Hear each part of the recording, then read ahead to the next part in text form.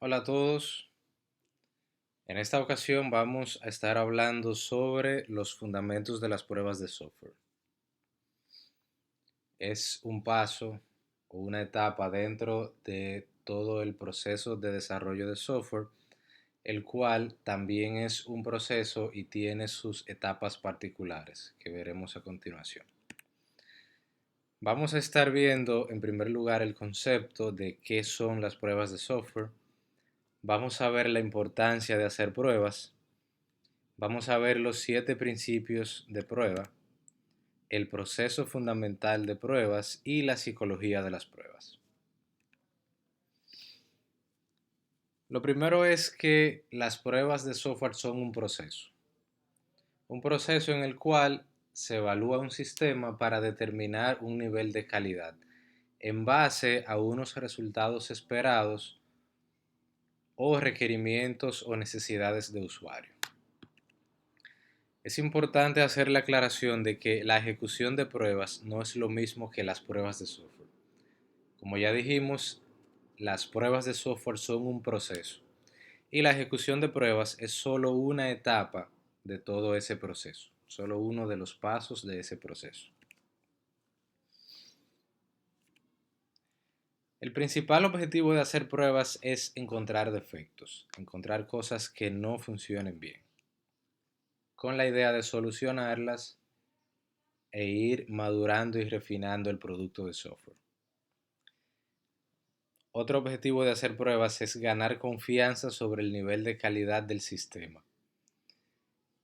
Este segundo objetivo aplica cuando estamos comprando un sistema ya hecho y antes de ponerlo en producción queremos estar seguros de que el sistema hace lo que el vendedor nos dijo que hacía, de que realmente nuestra necesidad está cubierta.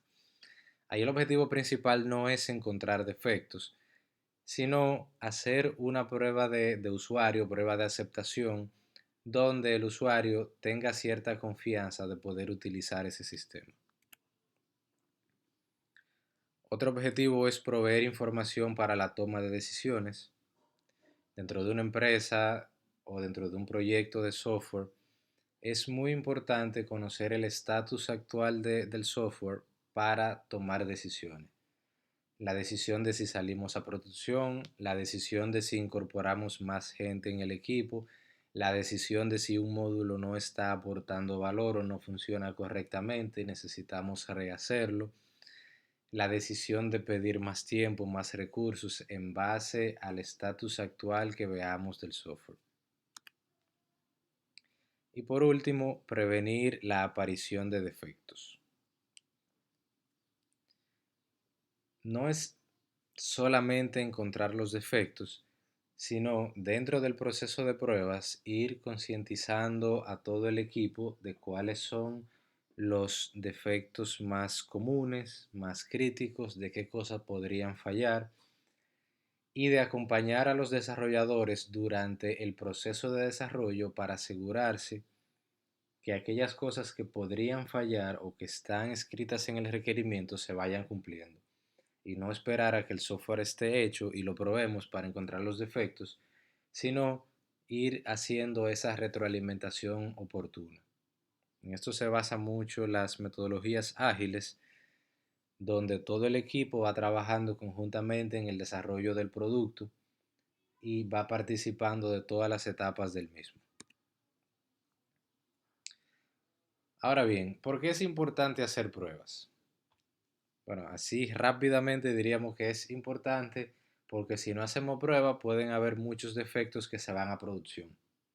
Ahora, el objetivo de la importancia de prueba no es el defecto en sí, sino lo que puede ocasionar ese defecto. Un software que tenga fallo puede ocasionarle a una empresa pérdida de dinero.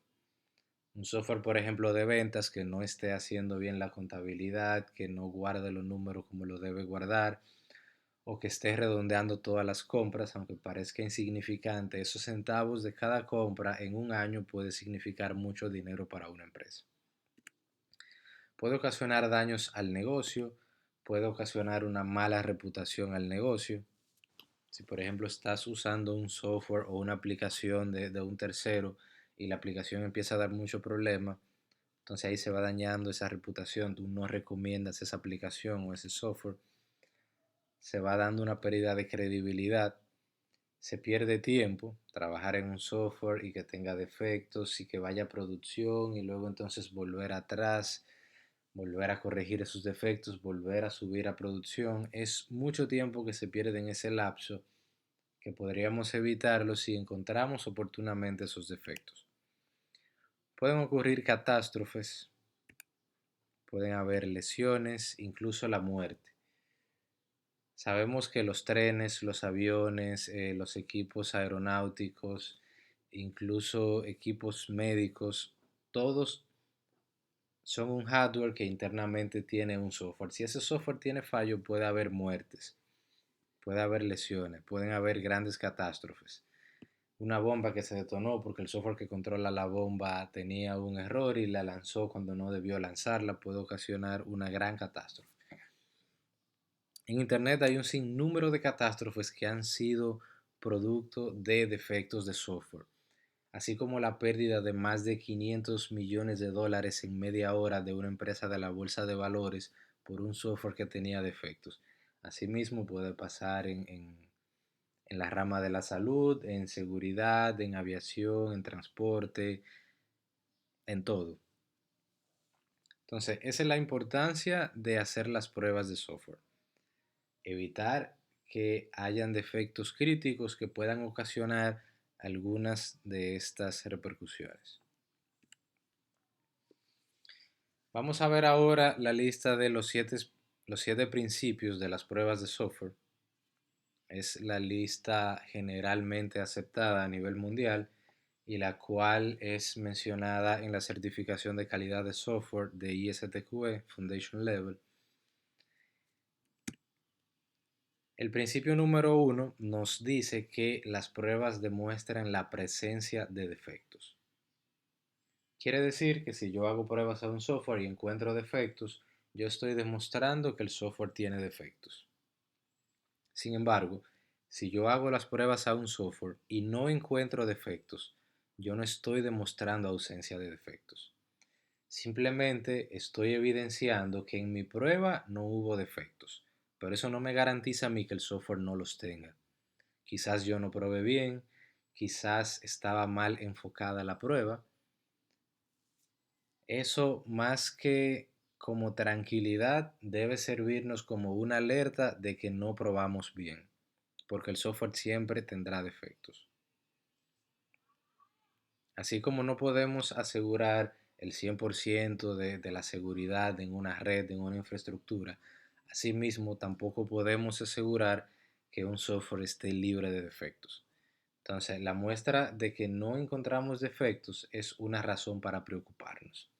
Y cuando sí encontramos defectos, estamos demostrando la presencia de los mismos. El principio número 2 nos indica que las pruebas exhaustivas no existen. Realmente es algo que contradice un poco a términos que uno tiende a usar en las empresas, donde siempre vemos el equipo de calidad que dice, bueno, ya revisé el software, ahora voy a hacer pruebas exhaustivas antes de pasarlo a producción.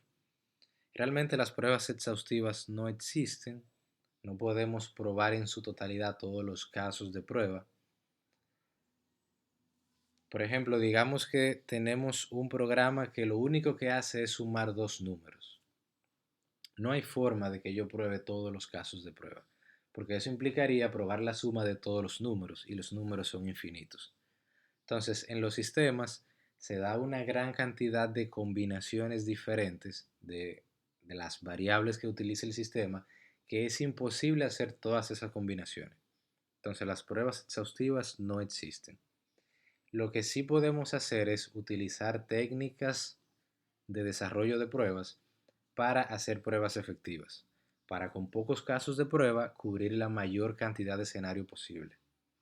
Volviendo al ejemplo de la sumadora de dos números, podríamos hacer algunas particiones o algunos grupos o clases de prueba para tratar de hacer la mayor cantidad de pruebas con la menor cantidad de casos de prueba.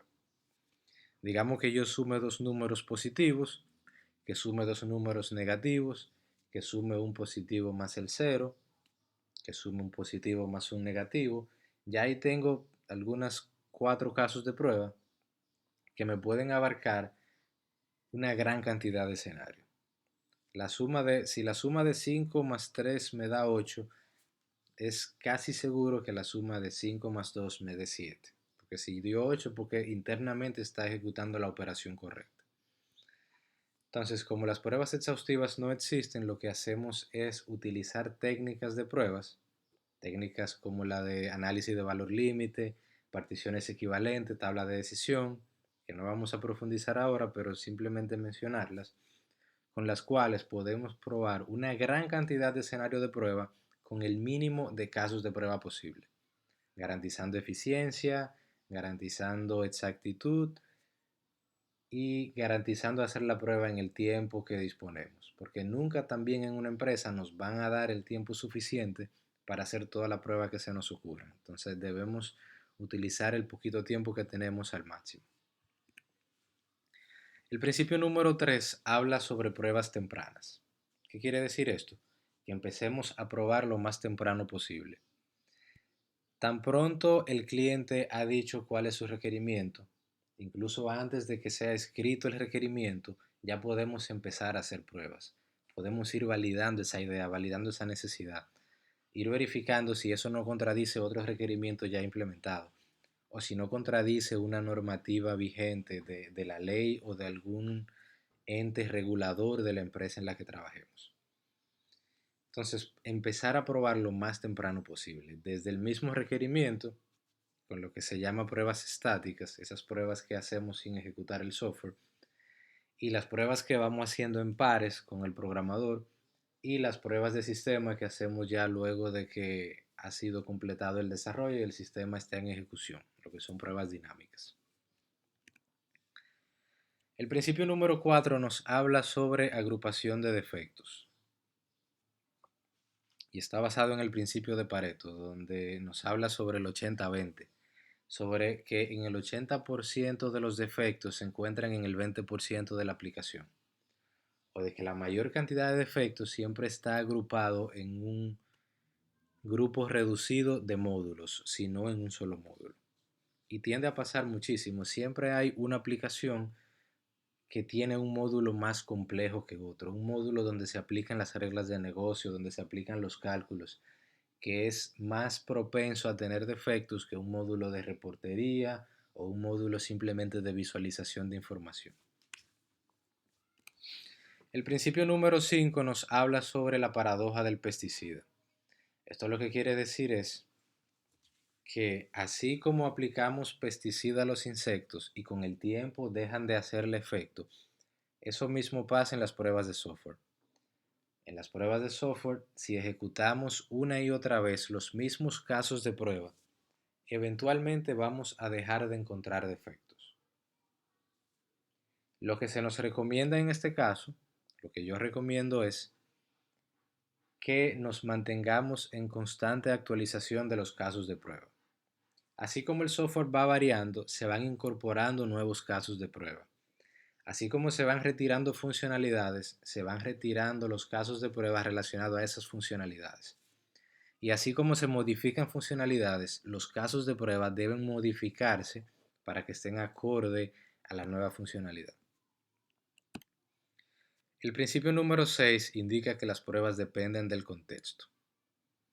Quiere decir que yo puedo probar algo y que puede funcionar perfectamente en mi ambiente de prueba, pero podría no funcionar en el ambiente de producción. Aun sea la misma versión del código, son contextos diferentes. Quizás en producción tenemos componentes que no podemos tener en prueba, por tema de costo, por tema de infraestructura, por tema de espacio, en disco, entre otras cosas.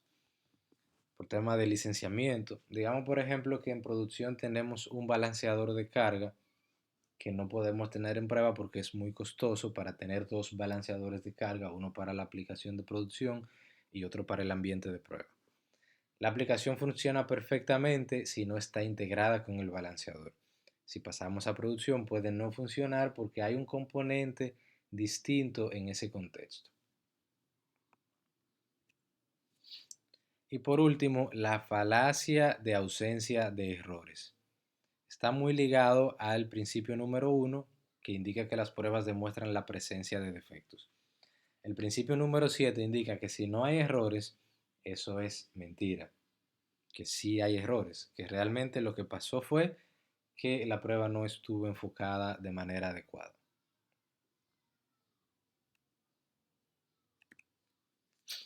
Algunos conceptos claves son el concepto de error. Comúnmente se le llama error a toda acción inesperada del sistema, pero realmente no es así. Un error se traduciría como equivocación o mistake, y es cuando un humano se equivoca y eso hace que se produzca un resultado incorrecto. Digamos que yo estaba haciendo el programa que sumaba dos números y en lugar de sumar en la fórmula lo puse a multiplicar. Eso es un error que da origen a lo que es un bug o un defecto o una falla. Es una falta en un componente que puede hacer que ese componente no realice su función requerida. Y se pueden dar lugar a una falla dependiendo de los insumos y de otras condiciones, que es el tercer concepto. El fallo es la desviación del componente o sistema del resultado que se espera. Entonces los tres conceptos son diferentes: error, defecto y fallo. Vamos a ilustrarlo con esta imagen. Un error es cuando una persona se equivoca y sabiendo que algo iba de una forma, lo puso de otra porque se confundió, porque se equivocó, porque no recordaba. Esa equivocación o ese error puede causar un fallo o un bug o un defecto y eso podría causar una falla en la operación. Entonces, digamos que yo me equivoqué y yo escribí una ruta incorrecta para leer un archivo. Eso dio un fallo porque el sistema no encontró el archivo, pero al mismo tiempo eso produjo el failure, porque el sistema no tenía un manejo para esa excepción y simplemente cuando intentó buscar el archivo, explotó el sistema.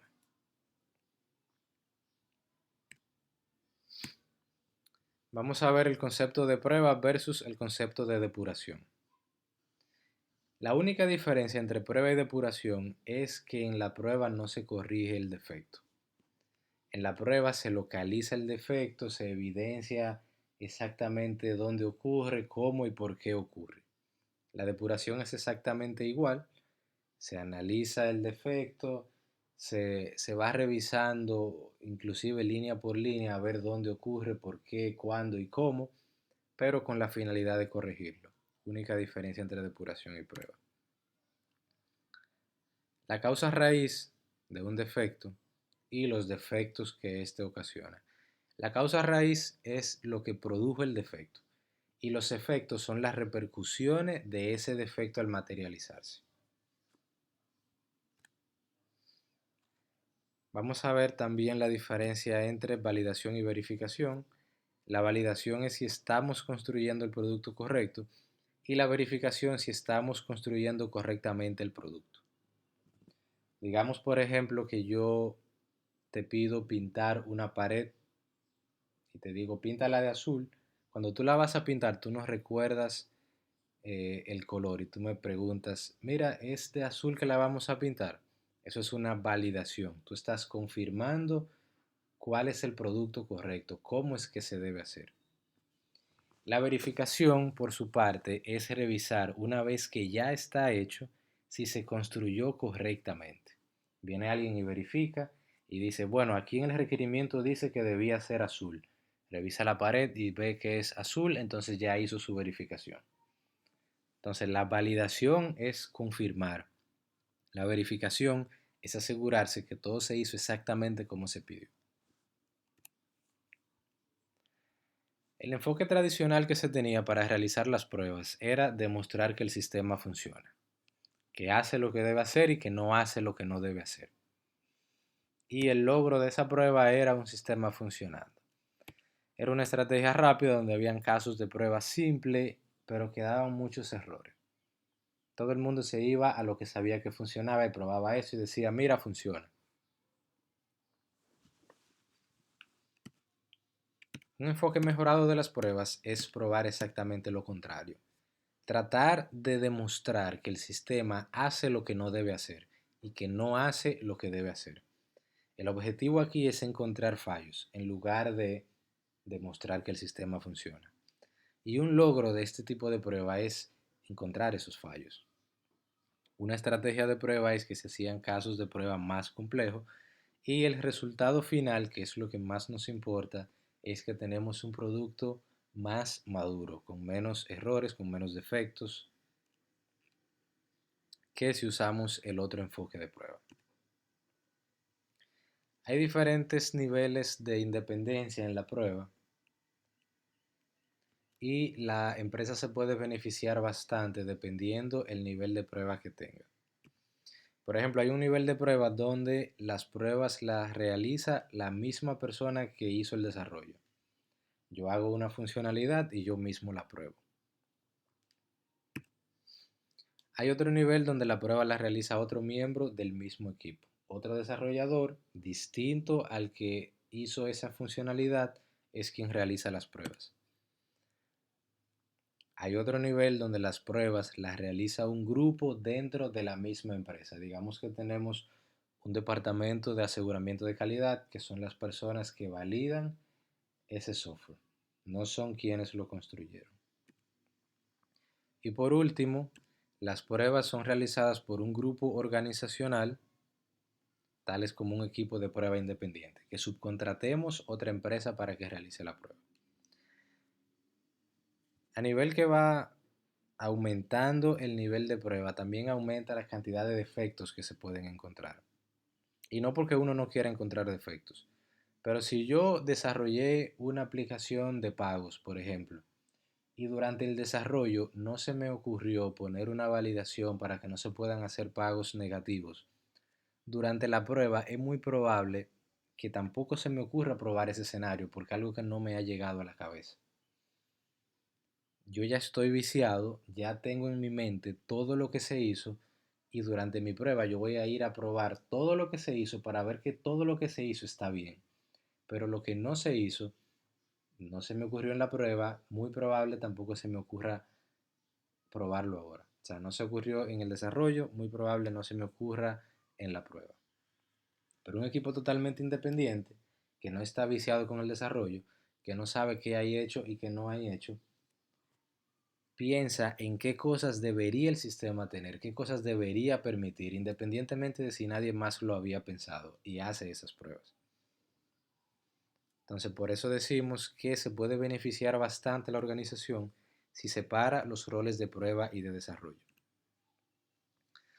Cuando probamos debemos tratar de comunicar los hallazgos de una manera neutral, o sea, no atacar a quien lo hizo, porque al final los defectos no son de la persona que desarrolló la aplicación, sino que los defectos son de la aplicación y la idea es encontrarlo y corregirlo y colaborar entre todos recordando el objetivo común que es producir un software de calidad y no menospreciar el trabajo del otro. No vamos a menospreciar a alguien porque en su funcionalidad haya muchos defectos. Ya dijimos que en el software siempre hay defectos y ya dijimos en uno de los principios, que fue la agrupación de defectos, que la mayor cantidad de defectos están siempre concentrados en un mínimo grupo de módulos. Si tenemos dos programadores, uno de ellos trabajó con los reportes, otro trabajó con el core o la funcionalidad principal, es muy probable que quien trabajó con el core tenga que resolver más defectos que quien trabajó los reportes. Y no porque sea mal programador, sino porque es un módulo más complicado, con más reglas de negocio, más propenso a tener defectos. Recordar siempre que los defectos son del software y que la idea es hacer software de calidad. Vamos a ver rápidamente los 4 niveles de prueba, que no es lo mismo que tipos de prueba. En cada nivel tenemos también una lista de tipos de prueba. Los niveles son 4: pruebas de aceptación, pruebas de sistema, pruebas de integración y pruebas unitarias. Esto es lo que se conoce como la pirámide de pruebas.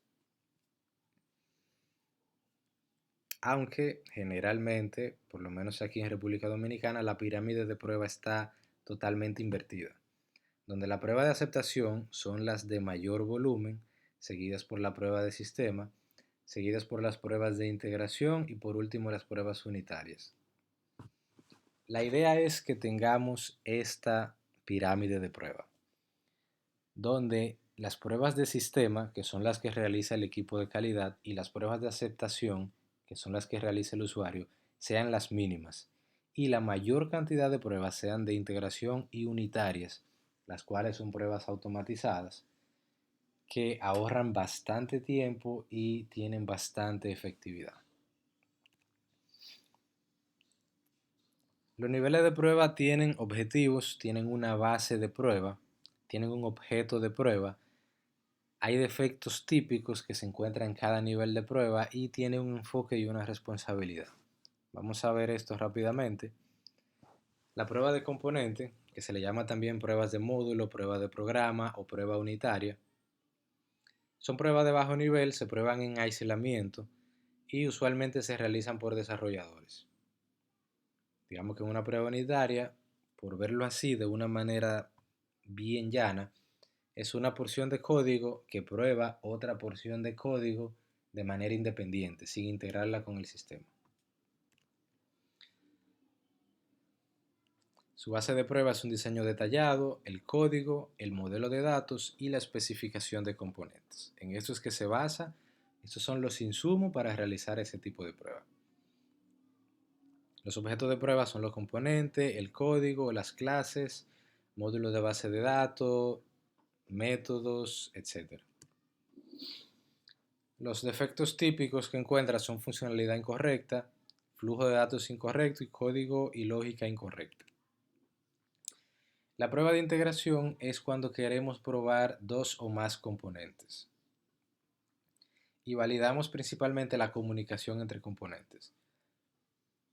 Se realiza cuando hay operaciones que no podemos hacerla de manera individual, cuando obligatoriamente necesitamos dos componentes o más para realizar una operación. Mira aspectos no funcionales y al igual que las pruebas de integración son pruebas automatizadas. Se basa en el diseño de prueba, diagrama de secuencia, especificación de interfaz y de protocolo de comunicación, casos de uso, arquitectura a nivel de sistema o componente, flujo de trabajo, definición externa de interfaces. Los objetos de prueba son subsistema, base de datos, infraestructura, interfaces, APIs, microservicios, entre otros. Los defectos típicos que se encuentran son data incorrecta, data faltante o codificación incorrecta, secuencia incorrecta, falta de comunicación entre componentes o fallas de comunicación no manejados o mal manejados o mensajes inconsistentes entre sistemas. La prueba de sistema son las pruebas que realiza el grupo independiente de pruebas. Estas pueden ser pruebas funcionales y pruebas no funcionales. En los aspectos funcionales validamos el proceso de negocio y los requerimientos del usuario. En las pruebas no funcionales validamos atributos de calidad del sistema, como son la usabilidad, el rendimiento, portabilidad, mantenibilidad, etc. Seguridad, entre otros.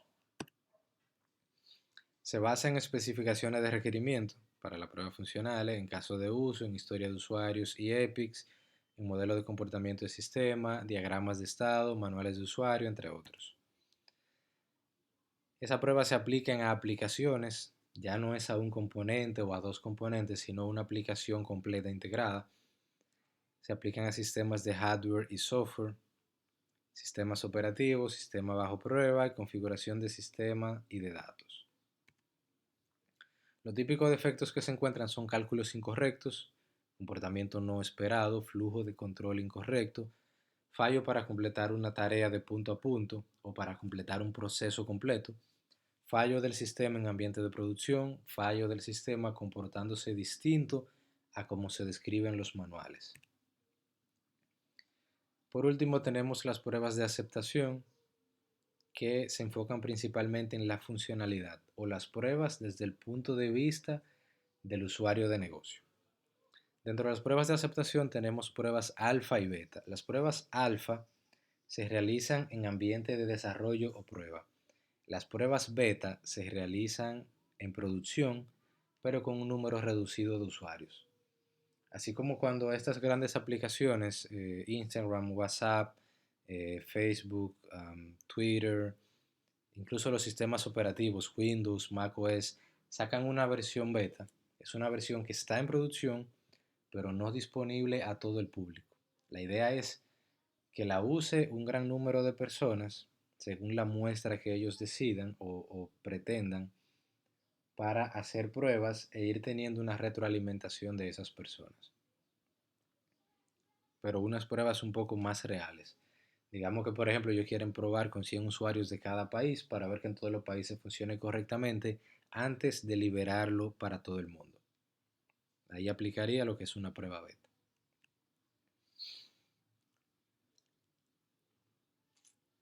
Los enfoques de la prueba de aceptación son pruebas de aceptación operacional, donde se prueban copias de seguridad y restauración, se prueba instalación, desinstalación y actualización de aplicaciones, se prueba la recuperación ante desastres, la gestión de usuarios, tareas de mantenimiento, carga de datos y migraciones, chequeo de vulnerabilidades de seguridad, prueba de rendimiento, entre otros. Y también las pruebas de aceptación contractuales o regulatorias. Por ejemplo, digamos que trabajamos en un banco, ese banco es regido por la Superintendencia de Bancos, que exige un mínimo de pruebas y unos tipos de prueba para aplicaciones específicas. Entonces, esa prueba de aceptación deben hacerse para esas aplicaciones para cubrir esa regulación o esos contratos con esos entes reguladores. Es todo por el momento. Esto es una breve introducción de lo que es el proceso fundamental de pruebas, algunos conceptos básicos que más adelante vamos a ir ampliando un poquito más. Hasta la próxima.